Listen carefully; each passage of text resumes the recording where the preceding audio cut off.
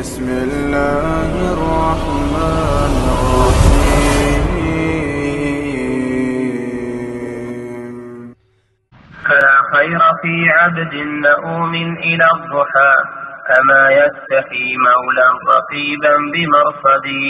أما تستحي من الله عز وجل أن تنام كل الليل ولا تقوم لله عز وجل ولو بقليل من الليل، وقد أنعم الله عليك وعافاك وأمنك، فلماذا وفرغك أيضا من الأسرار، فلماذا لا تشكر الله عز وجل على هذه النعمة؟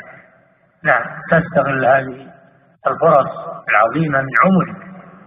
الإنسان إذا ما اجتهد في وقت شبابه ونشاطه فإنه يعجز في شيخوخته وكبره ومرضه، فيبادر الإنسان شبابه وقوته قبل أن يعجز في آخر حياته وآخر عمره. نعم، تأتي شبابك قبل هرم، وصحتك قبل مرضك، وحياتك قبل موتك، وفراغك قبل شغلك. نعم.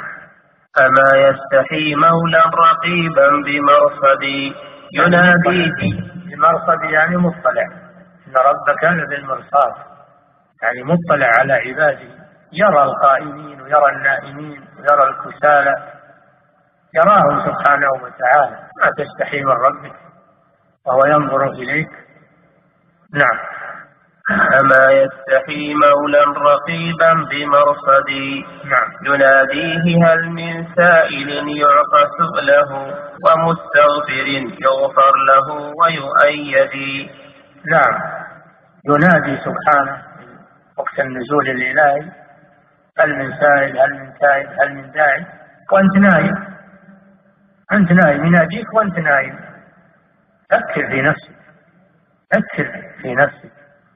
أما تستحي من الله أنه يناديك ويدعوك وأنت نايم؟